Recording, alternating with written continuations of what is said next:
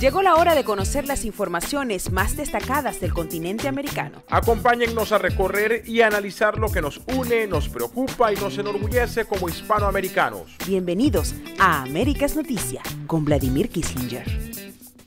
Muy buenas tardes, feliz día también y mejor noche para todas aquellas personas que nos acompañan en distintas partes de nuestro mundo a través de Américas Noticia. Ya estamos acercándonos a nuestra emisión número 700.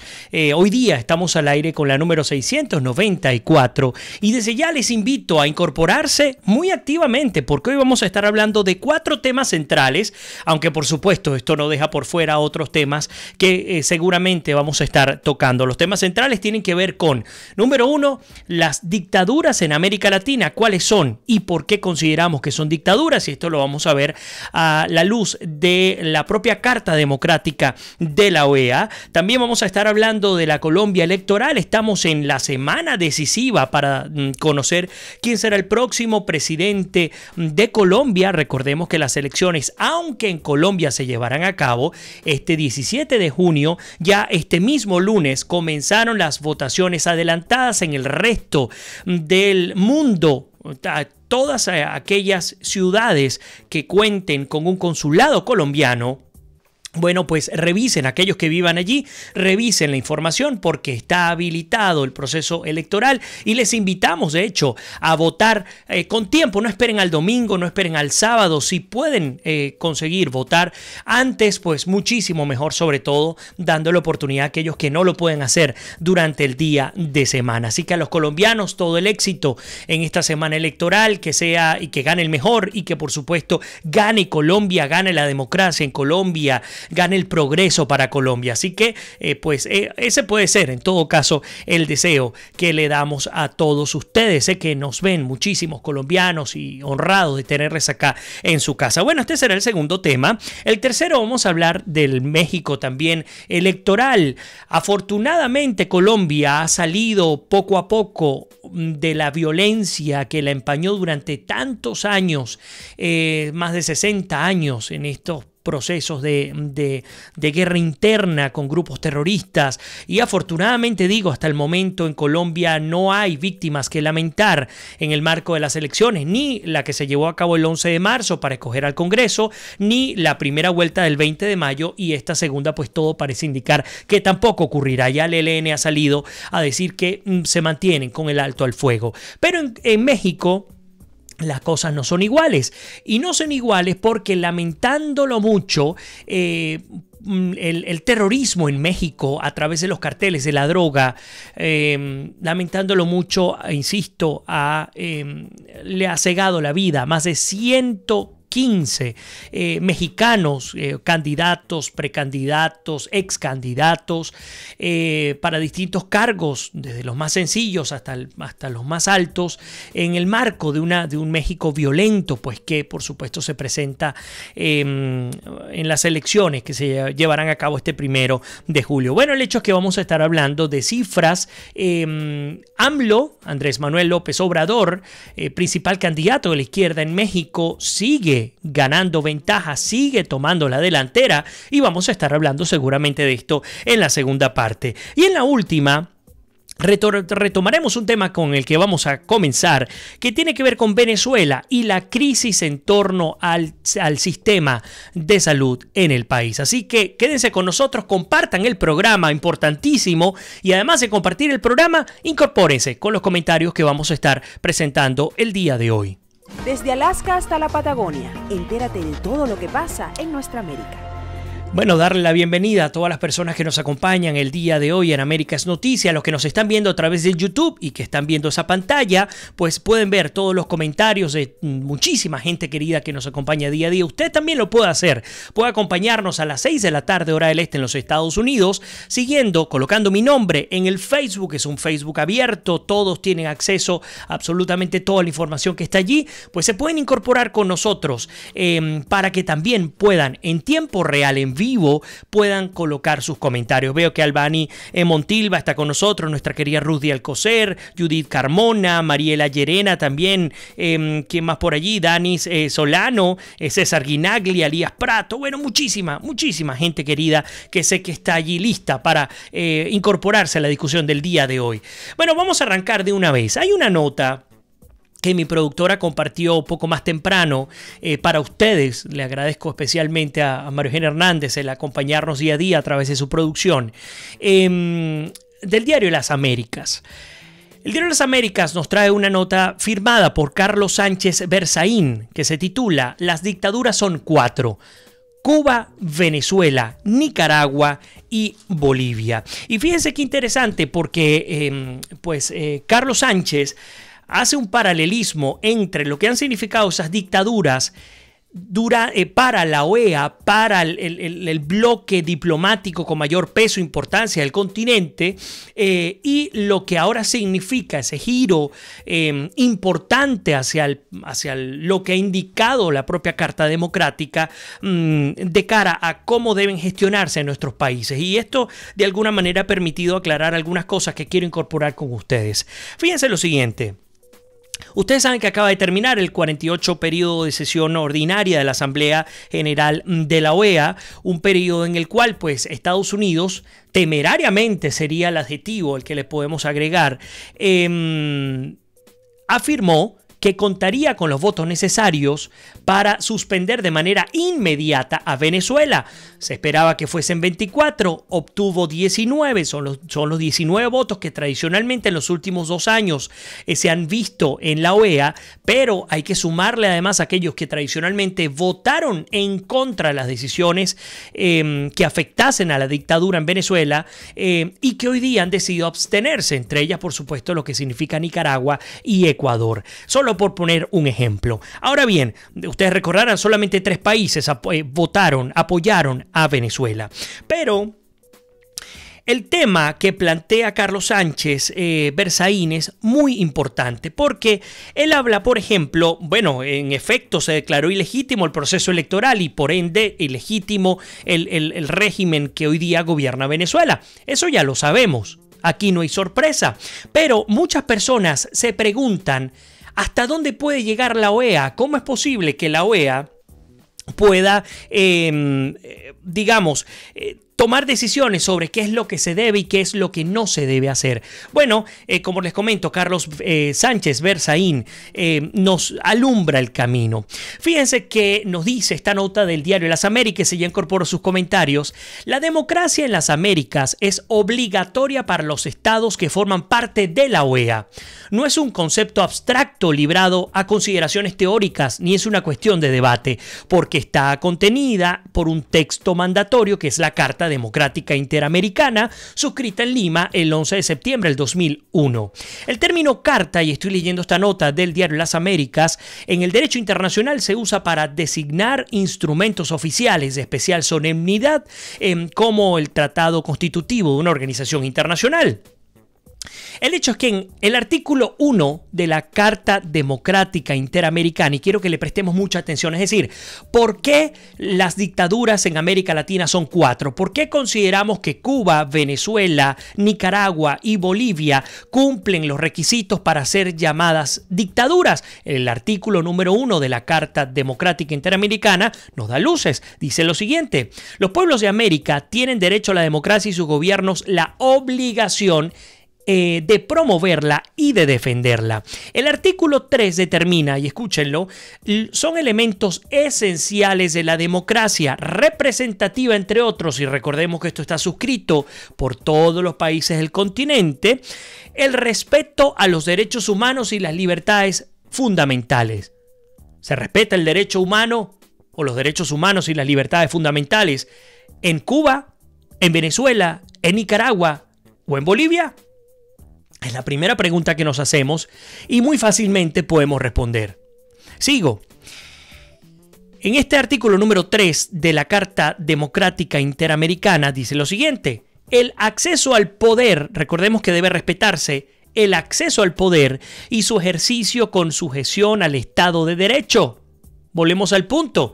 ¿Realmente tenemos oportunidad los ciudadanos de Cuba, de Nicaragua, de Venezuela o de Bolivia a acceder en efecto al poder y a su ejercicio, además con sujeción al Estado de Derecho limitado al magisterio de la ley? Ustedes conocen, por supuesto, cuál es la respuesta. También la celebración de elecciones periódicas, libres, justas, basadas en sufragio universal y secreto como expresión de la soberanía del pueblo, el régimen plural de partidos y organizaciones políticas y la separación e independencia de los poderes públicos. Por eso es que es tan importante ir a la fuente, es tan importante revisar qué es lo que dice pues nuestra no solamente la historia, sino los elementos contemplados en las posibles acciones diplomáticas en nuestro continente. Bueno, el artículo 1 y el artículo 3 de esta Carta Democrática Interamericana lo describen claramente. Por lo tanto, se justifica de pleno derecho el que no solamente se nombre o se mencione o se catalogue a Cuba, a Venezuela, a Nicaragua y a Bolivia como dictaduras, sino que se actúe en consecuencia. Es decir, allí tienen que venir pues toda una cantidad de elementos que tienen que ver con las sanciones que hemos visto hasta ahora, con las decisiones de suspender o no a los países de quienes he estado hablando. Bueno, por supuesto el caso de Cuba es un caso especial, ya Venezuela está adelantada en proceso, ahora habría que pensar en Nicaragua y en Bolivia. Día a día continúan los asesinatos en Nicaragua por razones políticas, por ninguna otra razón. Los grupos parapoliciales siguen activados en Nicaragua. Hasta el día de ayer iban 137 asesinados por pues la Policía Nacional nicaragüense, por los grupos de choque parapoliciales que son llamadas Juventudes Sandinistas y por estos comandos de acciones en contra de las protestas, etc. Bueno, pues insisto, artículo 1 y artículo 3 de la OEA para que lo tengamos allí. Ahora, dictadura, sin duda alguna, ¿cómo entendemos? Y además esto nos permite unir la nota del diario Las Américas a lo que ha sido la campaña de la última semana y media de Gustavo Petro en Colombia, porque al fin y al cabo todo se va uniendo, ¿no? Y me encantaría saber si hay algún petrista el día de hoy con nosotros para que, bueno, pueda refutar lo que estoy comentando o pues pueda, digamos, argumentar lo que considere. Fíjense que este artículo nos dice: la dictadura es el régimen político que por la fuerza o la violencia concentra todo el poder en una persona o en un grupo y organización y reprime los derechos humanos y las libertades individuales. Insisto, por la fuerza o la violencia. La campaña de la última semana y media, Gustavo Petro, muy distinta a la que vivimos tiempo atrás. Una campaña muy particular que vivió Petro, que lo llevó a la segunda vuelta, pero ahora vemos un Petro distinto, al menos yo veo un Petro distinto. Bueno, Petro ha dicho que el que vote por Iván Duque votará por la instauración de una dictadura, asumiendo que el hecho de que un grupo o una coalición determinada de partidos controle la mayoría de los poderes del Estado es directamente proporcional a dictadura. Y le recuerdo sobre todo al equipo de campaña de Petro, entiendo muy bien la estrategia que están aplicando, pero le recuerdo que, por ejemplo, acá en los Estados Unidos, el Congreso de los Estados Unidos, nada más y nada menos, está controlado por el Partido Republicano, el mismo partido de Donald Trump. Pero eso no significa de ninguna manera que todas las decisiones que emane la Casa Blanca vayan a ser suscritas por su partido, y hemos visto cómo de su propio partido han salido sendas negaciones de las órdenes ejecutivas o las leyes, incluso las propuestas de ley que han enviado pues por supuesto al Capitolio. Entonces, en el caso de Colombia ocurre algo similar. En el escenario en el que gane Iván Duque, todo pareciera indicar que va a ganar Iván Duque, las encuestas las tengo acá y vamos a estarlas hablando, pues eso no significa que sea su victoria directamente proporcional a la instalación de una dictadura. Y les recuerdo lo siguiente, y lo decía en privado, no sé si lo llegué a comentar en público. Uno de los argumentos de Gustavo Petro para decir que en su caso sería todo lo contrario, una democracia porque tendría plena separación de poderes. Le recuerdo a Petro y a aquellos que lo puedan apoyar, que los respeto, los aprecio muchísimo, hay gente muy respetable que apoya a Gustavo Petro en la segunda vuelta. De ninguna manera pretendo ni denigrar ni nada por el estilo, simplemente diferencias de opiniones, y aquí entramos todos siempre que lo hagamos con respeto. Bueno, pues les digo que cuando Chávez ganó y convocó a la Asamblea Nacional Constituyente de 98-99, antes de convocarla, el Congreso tampoco le pertenecía. La mayoría del Congreso no era pro-chavista. ¿Qué pasó? Sin darnos cuenta, con la estrategia populista, en el caso de Chávez, logró envolver a las masas, envolver a los distintos círculos y grupos de poder, hacerse con una Asamblea Nacional Constituyente, y todo el resto de la historia lo conocemos. Que sería injusto comparar a Chávez con Petro, pues por supuesto que sería injusto. Así como estamos diciendo que es injusto asumir que lo que ocurra con Duque sería potencialmente una dictadura, también sería injusto decir que el hecho de que gane Petro significará directamente que se va a instaurar una dictadura. Pero en todo caso hay elementos que tenemos que analizar y que tenemos que colocar sobre la mesa en función a cada candidato, y a partir de esas opciones tomar las decisiones que correspondan. Entonces, en el caso de lo que estamos leyendo el día de hoy, esta nota del Diario de las Américas, publicada o escrita por Carlos Sánchez Berzaín, nos habla claramente de cuál es el concepto según la Carta Democrática Interamericana, en el artículo 1 y 3, sobre la democracia, y también el concepto de dictadura. Es un régimen político que por la fuerza o la violencia concentra todo el poder. Seguramente saldrá alguna pregunta en la cual digan: pero en Venezuela en su oportunidad el régimen, estamos hablando de que será entre el 2005 en adelante, ya cuando Chávez en el poder, el régimen de Chávez concentraba todo el poder. Bueno, el camino a la dictadura fue progresivo, es decir, la dictadura no se instauró, no se instaló en el 98. La dictadura nació casi en el 98 porque nace con la propia Constitución de Venezuela.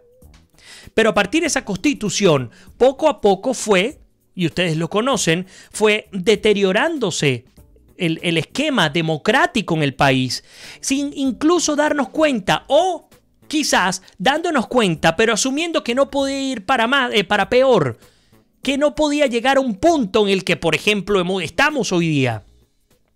Comenzaron a quitarnos poco a poco las libertades, a cambiarnos antes de las libertades. Les cuento, lo primero que hicieron es comenzar a cambiar las estructuras de pensamiento del venezolano, y las estructuras entre lo que es bueno y lo que es malo, para que vean la complejidad de lo que estamos hablando.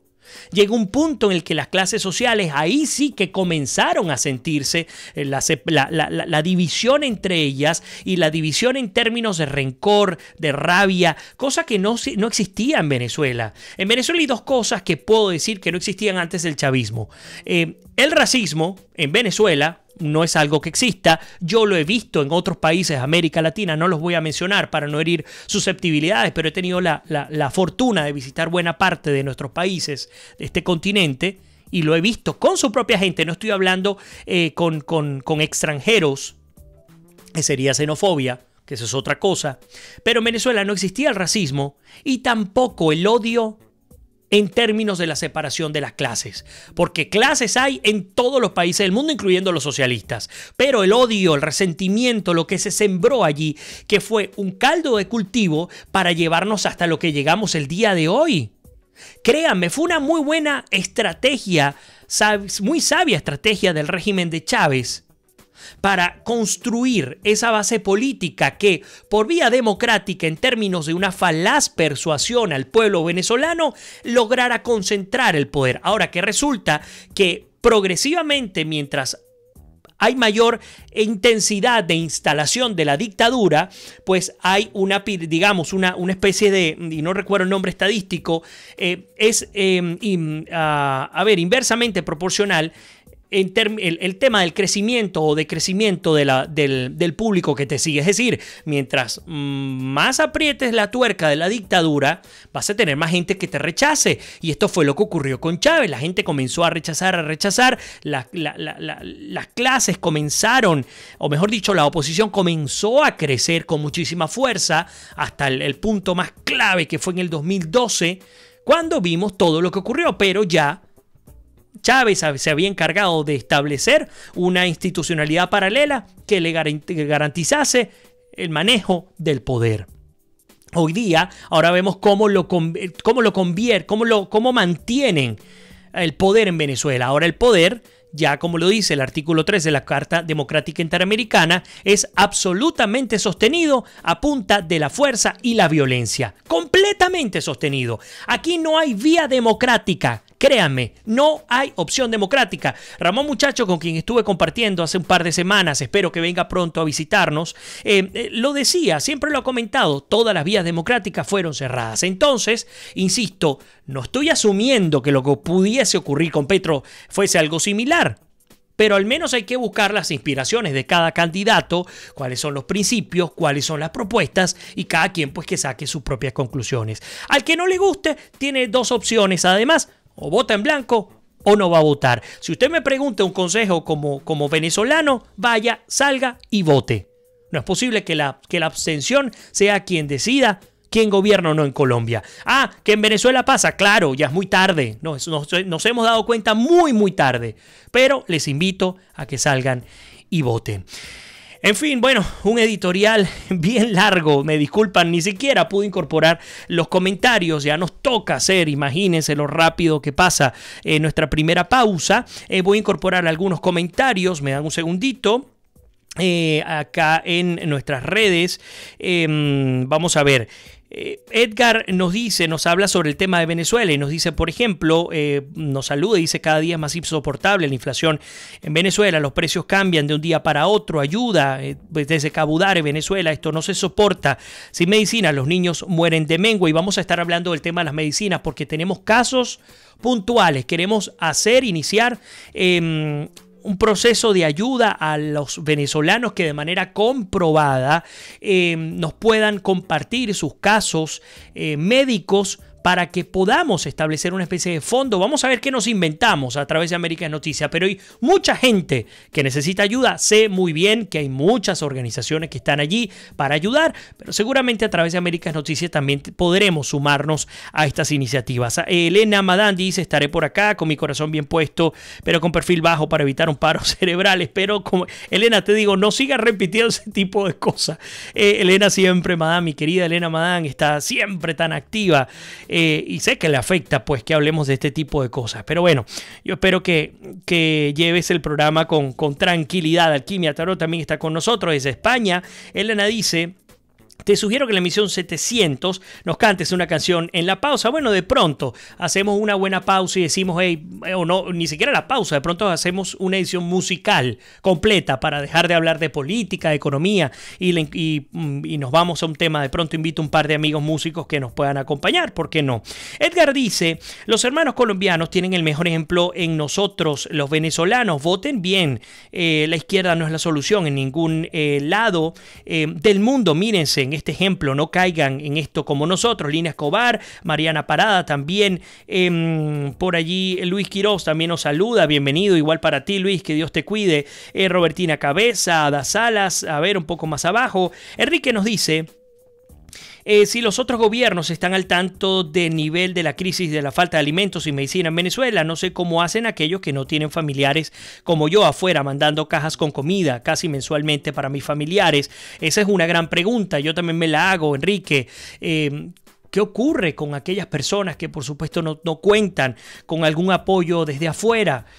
Porque sí, hay más de 4 millones en el extranjero, eso lo entiendo, pero no, seguramente esos más de 4 millones no tienen la capacidad para cubrir a toda la población venezolana. A ver, Francis Durán, Elena Madán nos dice, pero Vladimir, por eso Cuba se fue de la OEA, correcto. ¿Qué les importa a ellos? A las dictaduras no les interesan sus pueblos. Al contrario, mientras más lejos se vayan, mejor. Mientras más mueran, mejor. Hay algo de lo que nadie habla. Dentro de poco no quedará nadie en Venezuela que recuerde lo que es la democracia. 20 años ya es mucho tiempo y el país ha sido sometido. Un pueblo con tantas necesidades no tiene cabeza para rebelarse. Es lo que ha sucedido en Cuba. Y de más está decir que el tiempo que llevamos en esta desgracia, o el tiempo que llevamos en esta desgracia humana. Sin duda alguna, Arsena también dice, decíamos los venezolanos, Venezuela no es Cuba y vea cómo estamos. Lina dice, absolutamente de acuerdo contigo, Vladimir, la dictadura socialista comunista es solapada y rastrera. Nuestra cara engaña disfrazada con populismo, alimentando odios y rencores, envidia y división. Exactamente lo que hace Petro. Sigue el libreto al pie de la letra. Un terrorista lo es por siempre. Arsenia Preto dice, nosotros también estábamos cansados de tanta corrupción. ¿Y sabes qué? Éramos felices y no lo sabíamos. Mosca con eso. Qué buen punto el que nos comparte Arsenia Prieto. Por ahí Elena también dice que estuvo años previniendo a los amigos venezolanos y le decían exactamente lo que dicen ahora los amigos colombianos. Venezuela no es Cuba, y lo pongo con mayúscula porque no voy a dejar de hacerlo. Colombianos, por favor, lean, escuchen, infórmense, estudien. El socialismo fracasó. ¿Hasta dónde lo intentaron? Una colombiana me respondió hoy que el pueblo colombiano está deseoso de experimentar el socialismo. Bueno, vamos a estar hablando de esos números porque los tenemos acá para la segunda parte del programa. José Clemente Peña Pinilla está con nosotros, bienvenido desde Duitama, Boyacá, en Colombia, bienvenido, qué gusto tenerte acá en tu casa. Teresita González dice, yo no me explico cómo los pueblos no ven cómo está Cuba y Venezuela y todavía quieren presidentes de izquierda. Por favor, si quiere vivir en la miseria, no tener ropa, comida, vivienda ni vida, voten por la izquierda. Y ya les pesará. Jorge Balán también, Venezuela, la gente muere de hambre, entre otras cosas. Teresita, así en Venezuela, pues la Venezuela de Cuba. Jorge Balán dice, colombianos, si quieren perecer, voten por Petro. Bueno, parte de lo que ocurre, las opiniones además que se comparten día a día acá en América es Noticia. Insisto, es una, y si se quiere el ejemplo, es una ruleta rusa. Y esto puede ocurrir con cualquier candidato que se lanza a presidente. Tú puedes finalmente conseguirte individuos que incluso de derecha terminen instalando dictaduras fatales para el pueblo, al igual que los de izquierda. Lo que pasa es que pues hay una experiencia muy breve, muy inmediata, muy cercana, muy a flor de piel, pues que nos toca a nosotros tan directamente, y de allí el alertar con tanta vehemencia como por ejemplo lo hace Elena Madán a nuestros hermanos colombianos. A ver, Generalda Gochovic dice, Venezuela cambiará el día que los venezolanos sepan que existen otras frutas además del mango, como por ejemplo la granada. Es una manera bien disruptiva de decir las cosas, pero les cuento algo, está totalmente en lo cierto. Es decir, al venezolano le falta abrir los ojos, y abrir los ojos parte por entender que lo que tenemos son taras mentales, incluso hasta en cómo concebimos qué significa la libertad, qué significa la democracia, qué significa el capitalismo. Nada de lo que he comentado, absolutamente nada, hemos logrado entenderlo. A ver, por allí dice Elena, invita a Lina Escobar. Ese día de su voz es dulce, arrulladora y tranquilizante, aunque no cante. Bueno, de pronto lo invitamos. Rocío Cardona dice, por una Colombia digna y libre del comunismo, el socialismo del siglo XXI, Duque presidente. Mariela Llerena dice, general, a buen mensaje subliminal. Jorge Balán, votar por Petro es votar por el terrorismo. Lina también, gracias Elena. Pues el tema, hablando por allí de lo que le escribió Elena Madán. A ver, José Clemente Peña dice, las nuevas sociedades del siglo XXI. Debemos estar atentos a gobernar primero nuestra propia vida para entender que el país lo gobierna un empleado del pueblo. Interesante comentario, pero pilas, primero debemos ser capaces de gobernar nuestras propias vidas. ¡Qué buen comentario el que nos da José Clemente Peña Pinilla! Y fíjense que a partir de lo que dice José, recuerdo lo que comentábamos en creo que fue el programa de ayer, cuando decíamos, es que tomamos decisiones de qué vehículo adquirir, en el mejor de los casos, lo decía y lo repito, o qué tipo de ropa voy a comprar o dónde voy a inscribir a mis hijos. Pero muchas veces no nos damos cuenta lo más importante, que son las decisiones de mi vida en torno a la sustentabilidad, a la estabilidad, incluyendo el tema político. Las decisiones políticas también son fundamentales para el desarrollo incluso individual. A ver, bueno, muchísima gente por allí compartiendo sus comentarios. Lo voy a hacer en la segunda parte porque si no tenemos problemas con la emisora. Vamos a hacer una pequeña pausa y ya regresamos con muchísimo más de América es Noticia en nuestra emisión número 694. No se vayan, que ya regresamos.